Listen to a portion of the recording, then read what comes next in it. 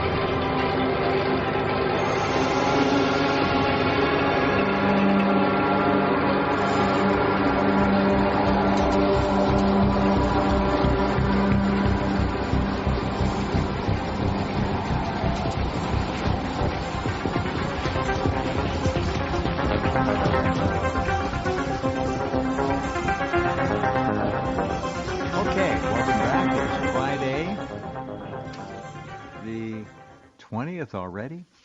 Wow. Friday the 20th, another week has come and gone. Gone, speaking about gone, lots of things have gone. We have, of course, many people who are dying all over the world from the ongoing ramifications of the biological weapon deployment called the COVID-19 vaccines. And whichever one you got, they're all lousy. Some are far more deadly than others. We know that. We'll talk more about that in our next hour. First up tonight, Father Paul Kramer is back with us. We're very honored to have Father Kramer always. He is a fountain of knowledge and wisdom about the Vatican, about the world control mechanism, otherwise known as organized religion, and its connections with Davos. And Bergoglio, the fake pope now, is still there.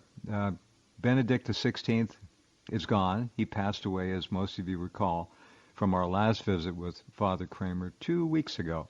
We covered the situation there.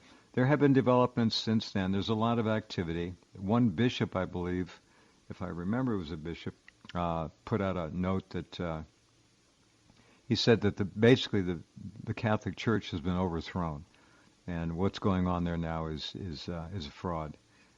Father Kramer, can you hear me all right? Are you there? Yes, you're loud and clear. I can hear you perfectly. Oh, yeah, you sound like you're right in the next room over, too. This is good. Okay, my friend, welcome back. Thank you for being here. What is the current status of the Vatican? How do we lock this into Davos, or do we, and the New World Order? Well, unfortunately, Bergoglio is one of the gang as far as Davos is concerned. His public utterances make it clear that he's entirely on board with their agenda. 100%. I agree. Yeah, from everything I've read, he's one of them. And what is most frightful is that the World Economic Forum is led by a group of psychopaths. The argument here. No. They're not just power hungry, they are psychopaths. I would say they might be even further defined as demonic, Luciferian, satanic psychopaths, if you will. That's exactly what they are.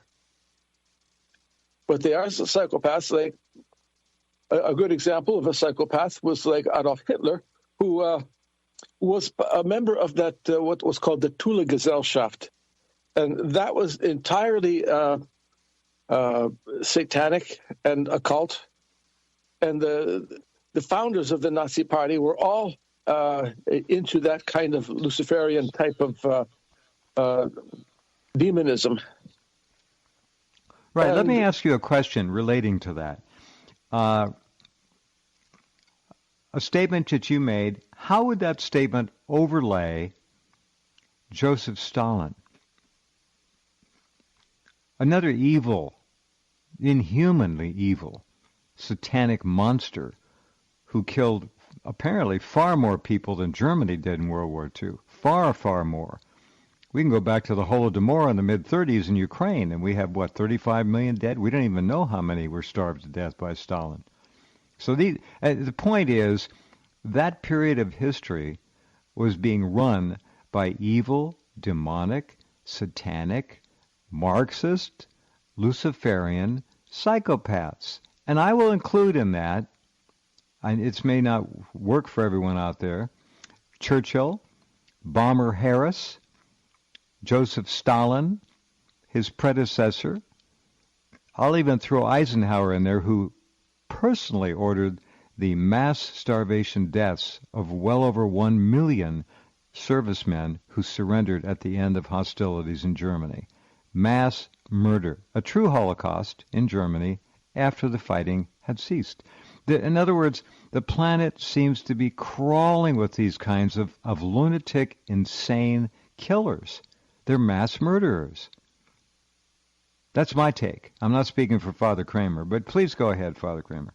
You spoke very well, even for me, because I'll tell you, I talked about this back in 1973, the crime of Eisenhower, and people did not take very kindly to what I was saying because they were still very much brainwashed. That was still the post-war era, and Eisenhower was still considered an American hero. Right. And people did not want to hear that, but some of the people I spoke to about that, eventually they examined the evidence and they eventually agreed with me that was correct. Right. And one other name. Go ahead. Let's not forget Mao Zedong.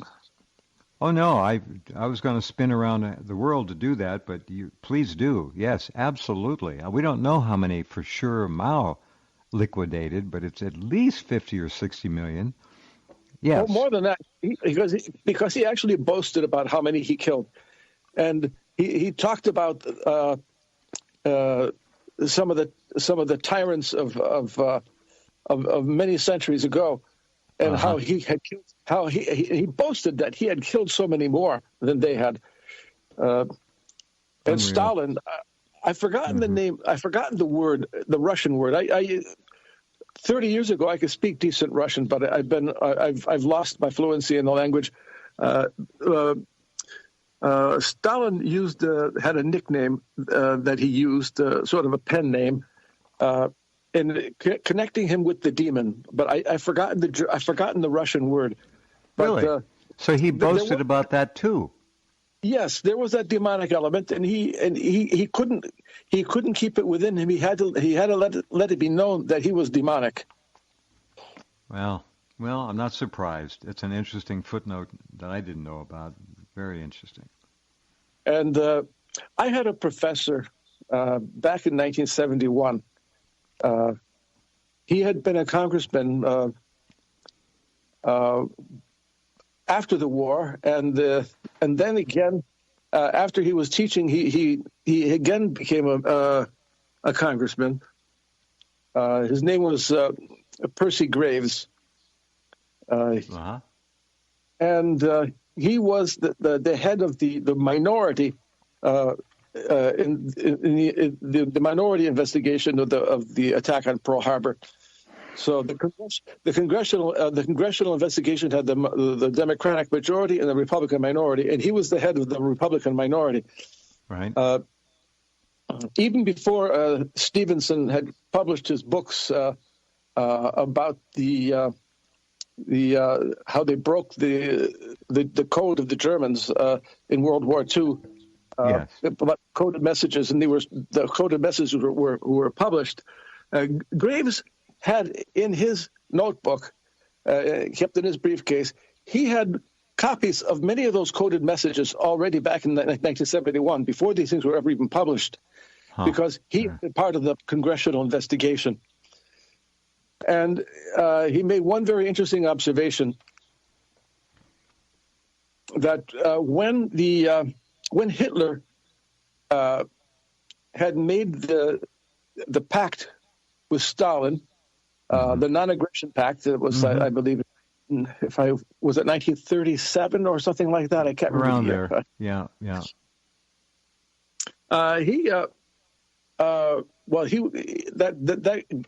That earned much criticism for him, and to defend himself, he stated very bluntly that communism and National Socialism are essentially the same thing. And that was a speech he made, I think, to the regional governors, because he was being attacked for having made peace with made peace with Stalin, with the Soviet Union, with the communists. And that was his answer. Well, communism and National Socialism are essentially the same thing. That's a real that's a shocker to me. I don't really see the parallels at all.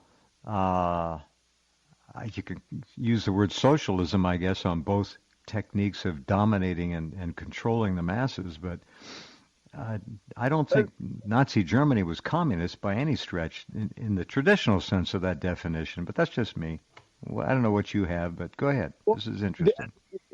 There are what I call the accidental differences between the Soviet system and the Nazi system. But the German National Socialism was something that was custom-tailored for Germany at that period of time. But it is an ideology that is much wider, much broader, and it still exists today, as we all know. Yeah. And it has been shorn of that Germanism, and it's morphed into something much more dangerous now. Far more, yes, far more. This is interesting. I don't know where ultimately you can put Joseph Stalin, except in a cage by himself or a class by himself, whatever. This guy was just a ruthless butcher. Look at Germany after the Weimar years, and look how it came back to life. Look what happened in Germany under the National Socialism principles they had. That country came back so strongly, so phenomenally in the 1930s that Adolf Hitler was on the cover of Time magazine, I believe 4 times altogether, 3 times, and once as Man of the Year. The German economic miracle and the cleaning up of the debauchery that the Bolsheviks and the elements therein tried to sow throughout Germany in the late 20s and 30s, early 30s. The cleansing of that from Germany was a miraculous achievement, unlike anything we've ever seen. Of course, no one hears about it anymore, but right or wrong, those are facts. And the German people absolutely supported everything about their government.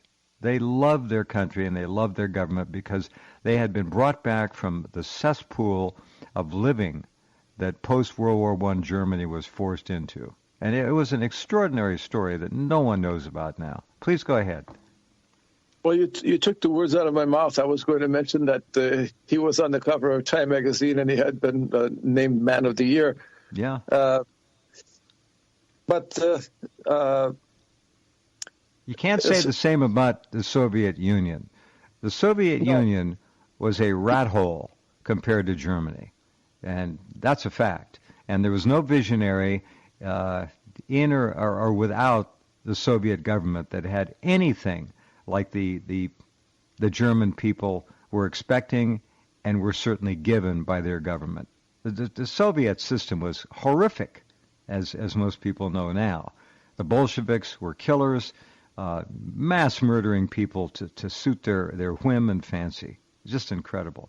Well, that's an epoch in our history that, Father Kramer, our younger people will never understand because they don't have a yen or a thirst for knowledge. And where are they going to find it? They're not going to find it in their government school system or these paid and bought university curricula that they sign up for and attend.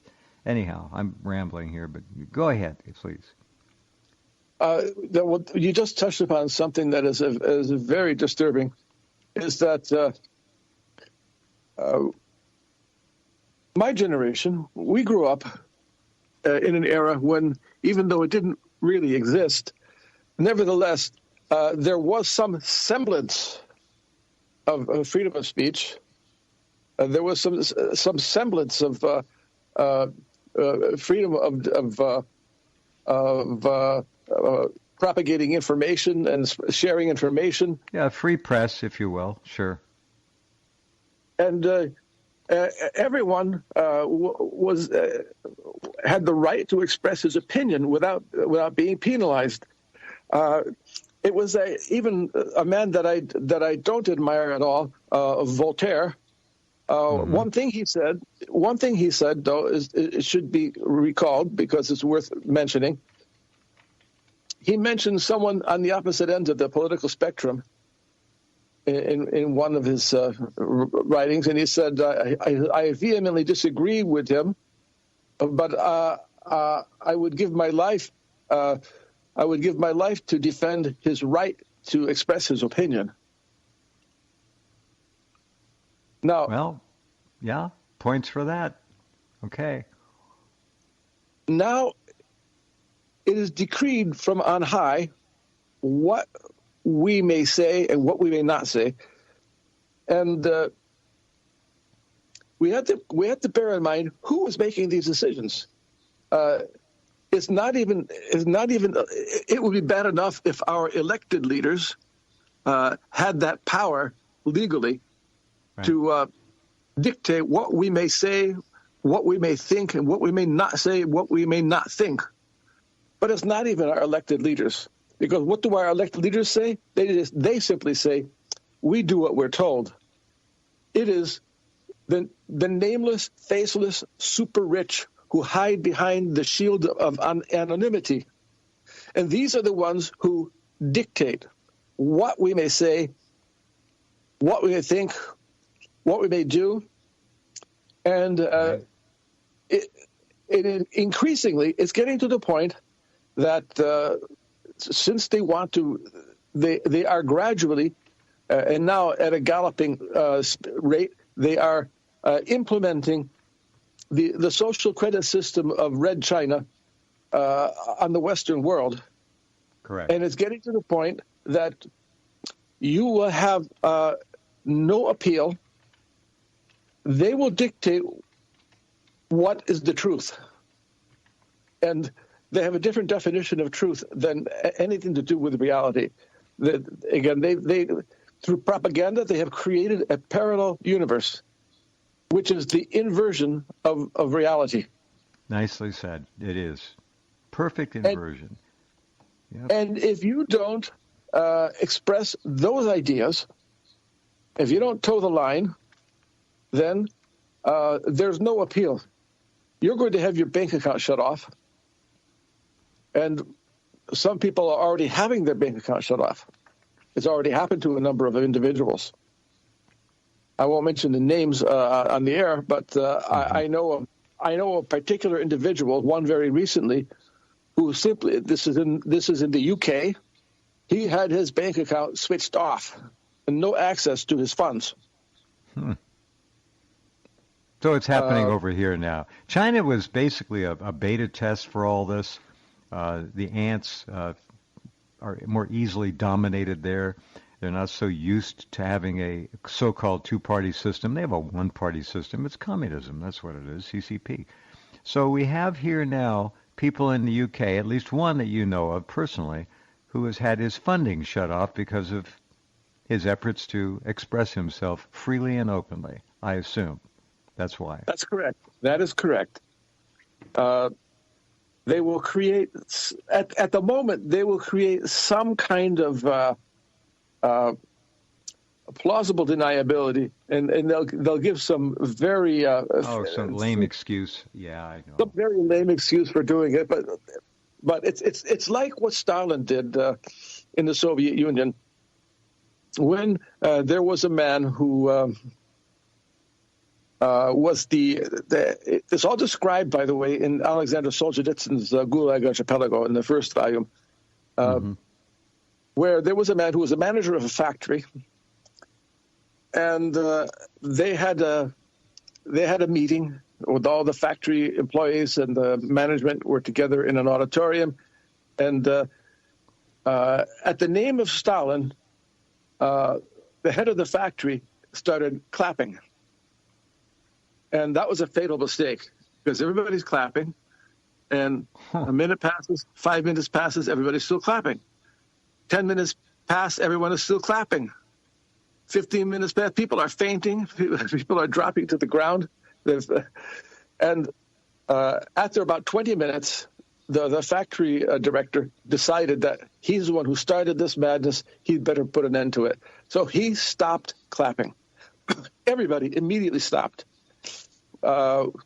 Within days, he was arrested, and he was convicted of an offense that had nothing to do with anything that took place on the day in that auditorium.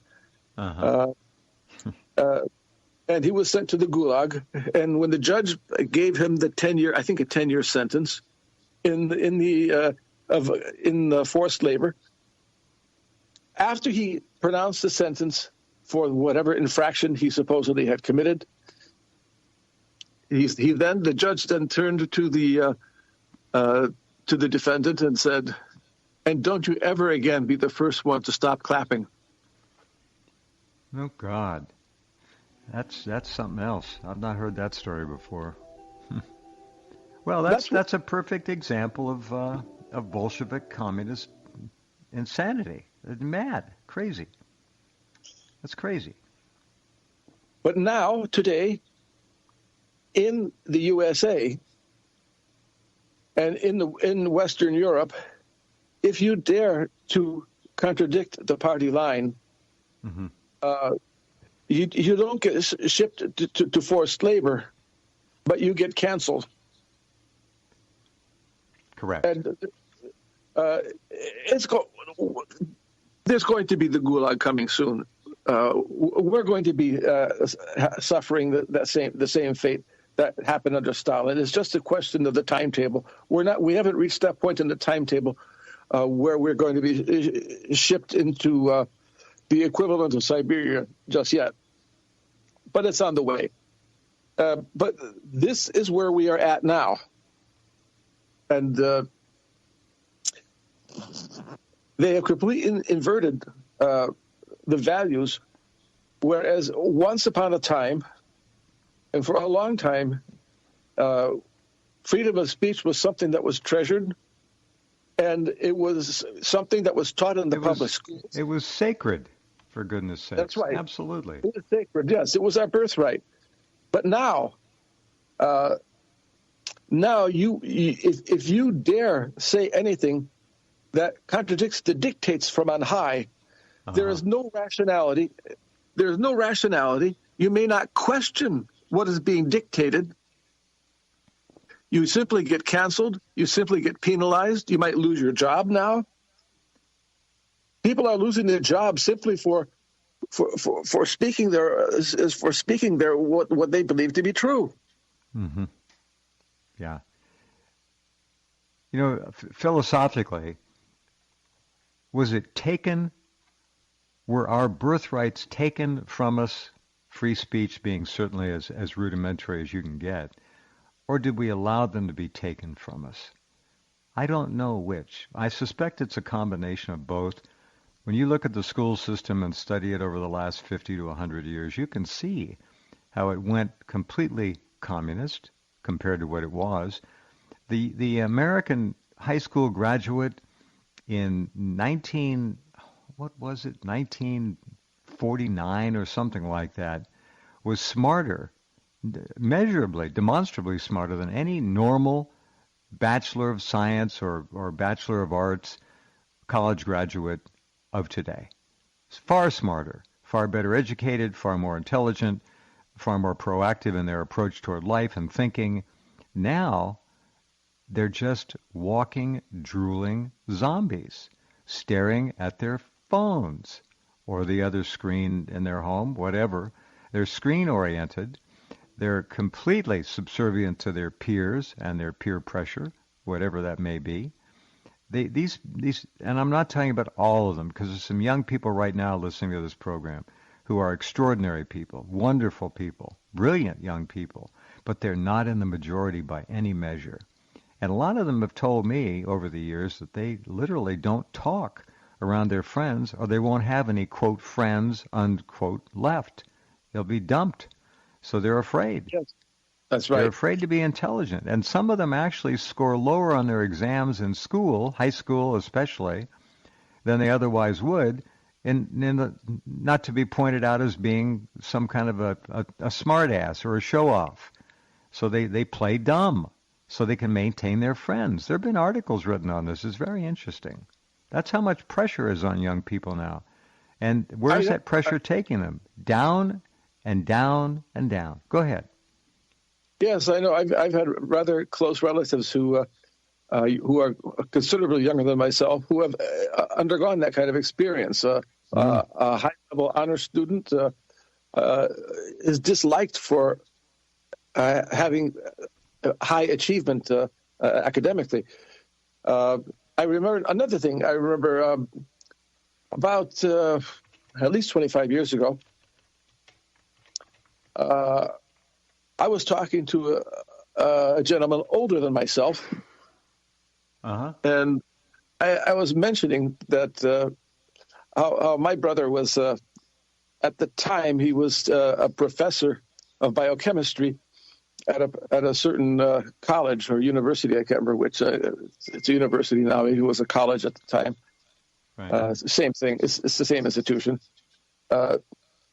And he was mentioning how in the exams, the students did not even know how to define what is a carbohydrate.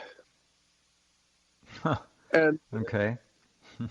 And so I was mentioning, I was saying that these are university students in the biology faculty, and in a course in biochemistry, they're asked in their exam to give what is the definition, the chemical definition of a carbohydrate, and they don't know it, and they complain that they thought their answer was adequate, when of course it was dismally inadequate, because they were not able to define in terms of chemistry what is a carbohydrate. And the older gentleman told me, before I could even get onto to something more precise, he defined exactly what is the chemical definition of a carbohydrate. And he told me, we learned that in high school. Mm-hmm. Now, his high school years were in the late 1940s. There you go. That's it. So they taught that to the students in the 1940s. What right. Now the college students were complaining about being asked in the exam and they didn't know the answer. And this is not now. This is like 25 years ago. I hear you. Yeah, it's so bad now. It is said, Father Kramer, that America, the American public, younger people, have lost 7 points IQ for each generation since World War II. Let's call it 2 generations. If that's true, that's 14 points. That's a lot. If you start out with a 95 to 100 IQ, which is above normal a little, and you whack 14 points off that would go a long way toward explaining what we see walking around and talking nowadays in terms of our younger people. They just don't have it. They don't live in the same reality we do. They didn't experience the reality we did of 30, 35, 40 years ago, so they don't understand what they've lost. What they see now and what they're experiencing to them is 100% normal. That's fine with them. And then you have a lack of interest in actually getting out there and changing your environment to make your life better. They expect to be taken care of by the state. They've bought into this greatest lie, this malignant lie, this malevolent lie of socialism. The state owes me, universal income, et cetera, et cetera. And then you mix all that in with this other crap coming from the WEF and Davos and others, that you're going to own nothing in the next generation, and you're going to be extremely happy about it. You won't have a house, you won't own a car, you won't own anything. You'll live in a little rat hole cubicle, a hamster cage. They call it tiny houses, and you'll be elated. That's what they're telling people is coming. And I wouldn't be surprised if they try to install it. I think they are. That's where they're headed. Yes, and I'm trying to think of the name of the author of Brave New World. What was his name? Aldous Huxley. Aldous Huxley, yes. I think in 1972, he gave a speech. And he mentioned that they would even use chemical drugs, mind-altering drugs, to make people be happy about this kind of a situation. Something that should be something that they should be appalled about. Yet they will be happy because of the drugs that they'll be given. And I know they're legalizing psychedelic drugs. Yeah, they have in Oregon already. They're moving toward it in California and I think Washington. Anyway, they're moving toward it with all these left-wing communist. They're communist states in this country is what they are. Democrats now basically are communists in many, many cases.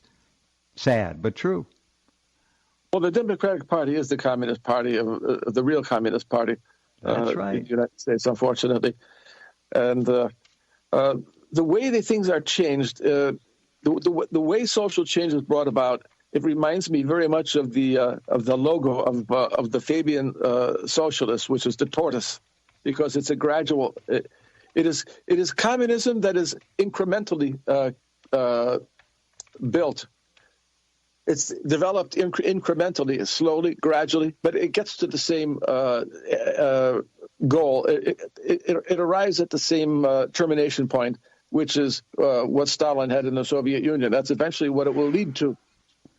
And I agree. They are experts in psychology and behavioral science, and unfortunately, they know how to play on what is in psychology is called the normalcy bias. Now, if I can explain it this way, what is the normalcy bias? We just had this so-called pandemic. Anthony Fauci, back in 2016, appeared, I can't remember in what place, but the video is out there, 2016, when he said, this is at the tail end of the Obama administration. He said during the next administration, there's going to be public health challenges. And he names the usual things. And he said, but there's going to be a surprise outbreak. Well, I mean, how did he know? Then on October of 2019, just almost to the day when the outbreak began, he said the outbreak is imminent. It's all planned, Father Kramer. You know this very, very well, and most of our listeners do at this point in their lives. And the last 2 years have been just the exposition of planning that went back 20, 30, 40 years, 50 years. Who knows? It's all planned. Everything by the plan. 1 year before that, 2018, his representatives and the Gates Foundation and the Johns Hopkins, all the same familiar faces, all gathered in May of 2018 in Berlin. And they even put a name on this hypothetical outbreak that's going to happen. And they called it mountain-associated respiratory syndrome. And the outbreak would take place in a remote mountainous region, a landlocked remote mountainous region, which of course describes perfectly the place where the outbreak took place, Hubei province in China. So now you had this outbreak, which was engineered. It was planned, it was engineered, and took place. But now it seems to be past, and people are getting on with their lives again, and as if we're back to normal. Now, it reminds me of something it shows me just how expert they are in behavioral science. Past masters of it. Absolutely. You're on it. That's it. Back in 1972, I went to Rome to study philosophy. Mm-hmm. And I was living in a place outside of the city, on the outskirts of Rome. And they had chickens on the property. So they always had fresh chicken meat because they had live chickens out there. And when they're going to roast chickens, there was a retired priest who had a net with a long handle, and when he's walking toward the chickens, they're walking away from him, and he's slowly coming up on them. Don't want to alarm them, and when he gets close enough, down comes that net, and he pulls the chicken in, twists the neck, and kills it. And all the chickens are all in a panic. They all run away, and then he just slowly walks and catches up to them, and it's like back to normal again, and it repeats that process over and over again. And I was 20 years old at the time, and I said to myself, how could these animals be so stupid that here they're being killed one by one, and everything's back to normal, and they don't realize it's going to happen to them again. And I was thinking, how could these chickens be so stupid? And now I look back to myself 50 years ago, and I say, how could I have been so stupid to not understand that people are just as stupid as those chickens? Unfortunately, you're more than correct, and I see no way to remedy this astonishing deficit in what used to be advanced cultural behavior and intelligence. It's just gone now. It's been taken down to its rudiments. Morality is gone. Families are gone. It's gone. It's the deconstruction of white Western Christian civilization is what's going on now. Without going too much into that further, where is the Vatican now? What has come out of the Vatican in the last 2 weeks since we last talked after the death of Benedict XVI? What is new? Bergoglio was challenged by someone who wrote a story. I think I sent it to you. And it was, I believe, a bishop. And he said that the Vatican now, I think he said it has been overthrown or something similar to that. It's a fake regime. And where are we with that? That was Archbishop Carlo Maria Vigano. Maria Vigano. Yeah. And yes, he referred to the sect that occupies the Vatican. The words that he actually used in these. He's come out more recently again with another statement, which I was going to listen to that today, but I didn't have the opportunity. I had a very busy day today. I didn't have a chance to listen to it. But probably as soon as this program's over, I'm going to listen to what he had to say because he's very informative. And yes, he said it was a sect that occupies the Vatican. And they are carefully using that kind of gradualism, and there are people in the Vatican who will actually use that term gradualism. They've been using it for a long time.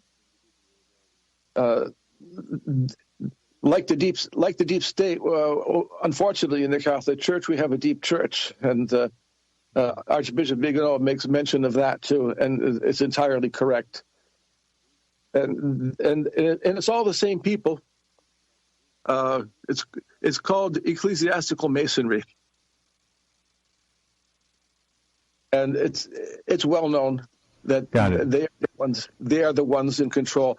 I had a personal friend of mine from 1974 when I first met him until 2009 when he died.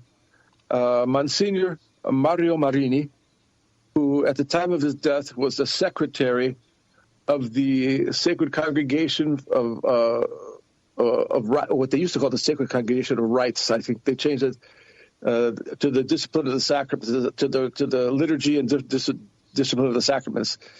Okay. Just like in the Soviet Union, they had to change the name of the bureaus, and so what's the Sacred Congregation of Rites has it's had the name changed several times.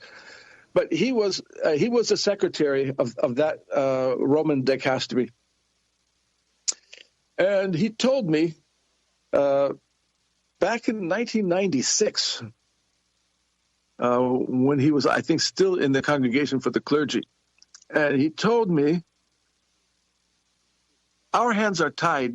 We can do nothing because all of the key positions are occupied by Masons. And shortly before he died, in October of 2008, I was at his house again. I had a meeting with him, and he said, "We are under Masonic occupation."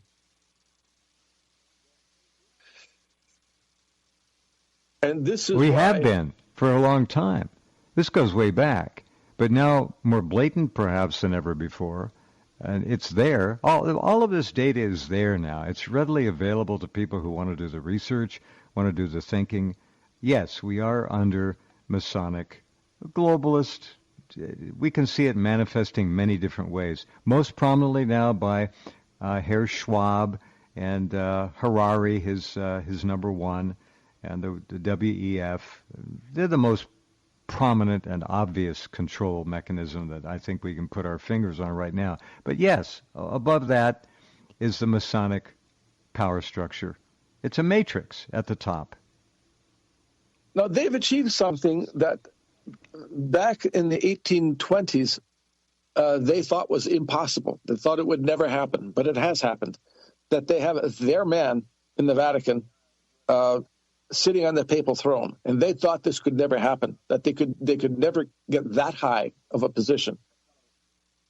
But Pope Benedict himself pointed out that in an interview with Peter Zewald, it's in Zewald's biography of Benedict XVI, where Benedict was speaking about his renunciation, renunciation of the active ministry, that his adopting the retired life of what he called the Pope Emeritus. Right.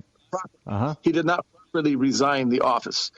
He simply renounced the activities of administrating the papal office, which he did not relinquish. Now, what he said about that was, I think, trying to justify why he stepped back and went into retirement.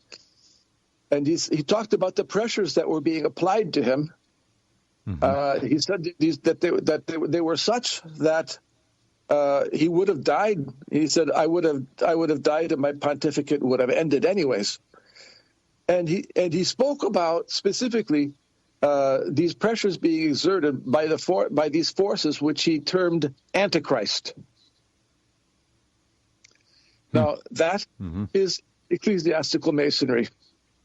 They are the ones in charge now. And now they have their man at the top. Absolutely. Their number one marionette is right there, Bergoglio. The guy honestly gives me the creeps, not to be too pedestrian about this, but he has no dignity. He has no strength of character. He seems to be nothing more than a figurehead, and I think it's maybe the worst pope I've seen. And I don't follow the Catholic Church, to be honest. I don't have time, but he is a very a dark character, this man. Well, Malachi Martin put it best when he spoke about the organization of the Catholic Church. Now, this is something to be distinguished from the Church itself. Mm-hmm. The Church itself is defined, and it's St. Robert Bellarmine, one of the two greatest doctors after the Council of Trent. St. Robert Bellarmine made an exposition explaining what is the definition of the Church, and of course, it is each diocese, the bishop with the clergy and the lay people, the Right. faithful Catholics, under his governance, and it's the bishops themselves under the governance of the Pope. Now, that is the church. It is something that is to be distinguished from the administrative apparatus of the church, the organization. And this is what Malachi Martin said, that the organ is, and he tied this into, this is exactly what is in the third secret of Fatima. The organization of the Catholic Church will be completely taken over. He referred to that as the collapse at the center. Of course, the very center of Catholicism is the Vatican. And he said there will take place the collapse at the center. That is when the organization of the Catholic Church at the very highest level of command will be taken over by the opposition, by the adversaries. That is that collapse at the center, and that is when the organization of the Catholic Church will be completely taken over. And with the ousting of Benedict and with the installation of Bergoglio, who is their man, he is the face of ecclesiastical Freemasonry. Okay. You have had, to use the title of one of Malachi's books, The Decline and Fall of the Roman Church. Well, we have seen the decline and fall of the organization of the Roman Church. The collapse has taken place. It has fully taken place. It needs only now to be consummated in a manner that will be far more visible, if that's imaginable, for those who have eyes to see. It's very visible. It's happened. But Bergoglio's Vatican, and this is what Catholics must understand, Bergoglio's Vatican is not the Catholic Church. St. Robert Bellarmine was the one who explained it best. And he said that the church, what is the true church? Meaning, what is the true Catholic Church? He explains, it is that church that professes the faith of Christ, the faith that Christ preached and taught. That is the church, not the Vatican, because the Vatican now preaches and teaches a different religion, something that is opposed to Jesus Christ, something that is opposed to what the church has represented for 2,000 years. It has now been inverted, but inverted so cleverly and so gradually that people don't seem to understand that the revolution has been consummated. And what is now at the command position in Rome is what Bergoglio himself said. What did Bergoglio say when he opened up this synod, which will end sometime next year, the Synod on Synodality, where the church under the papacy, under the absolute jurisdiction of the papacy, is going to be changed to a church that is where the seat of power will be in the national hierarchies, in the synods. And that's why he's always talking about the synodal church, the church that will be where the power is located with the synod. And he said, these are his own words. He said, it will be a different church. A different church. Yeah, well, that's the idea. They've overthrown it, and they're reformatting it. You know, you mentioned Aldous Huxley earlier. If you look on YouTube and look up Aldous Huxley, you can find an interview, and I played this on the site and on the program, pieces of it, interviewed by Mike Wallace, 1958. And just for fun, let's listen to a minute or two so all of you out there can get an idea of the level of intellect that used to be commonly available on TV. You won't see or hear anything like this anymore. Here's Mike Wallace and just a little bit of Aldous Huxley. You write about television commercials, not just political commercials, but television commercials as such, and how, as you put it, today's children walk around singing beer commercials and toothpaste commercials, and then you link this phenomenon in some way with the dangers of a dictatorship. Now, could you spell out the connection, or how do you feel that you have done so sufficiently? Well, I mean, here this whole question of children, I think, is a terribly important one, because the children are quite clearly much more suggestible than the average grown-up. And again, suppose that that for one reason or another all the propaganda was in the hands of one or very few agencies, you would have an extraordinarily powerful force playing on these children, who after all are going to grow up and be adults quite soon. I do think that this is not an immediate threat, but it remains a possible threat. And you said something to the effect in your essay that the children... Okay, just to give you an idea, you younger people especially, this is the kind of intellect that used to be available on television. And you'd see intelligent people, brilliant people often, talking about things that were not yet on the table. But as you heard him say, I don't think this is necessarily at hand now, but one day it will be. And boy, was he right. He saw it. Huxley was truly a visionary in a geopolitical, social, and nation-state sense. He was brilliant. Yes, but he was on the wrong side. Oh, I know, but even the interesting part of this is that people on both sides were still talking about it then. They knew what was coming. He knew what was coming, just like Orwell knew what was coming. These people were part of the machine. And anyway, it's fascinating to hear. What do you see on television now? America's Got Talent? Britain's Got Talent? I don't know. I don't watch it. But what you put into the minds of the masses, you get out by way of their performance and their conformity. They're not going to stand up individually like they used to. It's just not in people anymore. It's been taken out of them. People watch the network news, and these are the sheep being fed their feed. 100% right. Yeah. George Bush was asked if he watches the news. This is the elder Bush, Bush Senior. He was asked, "Do you watch the TV network news broadcasts?" And he said, "No, I don't." They said, "Well, why not?" Because I already know before it happens.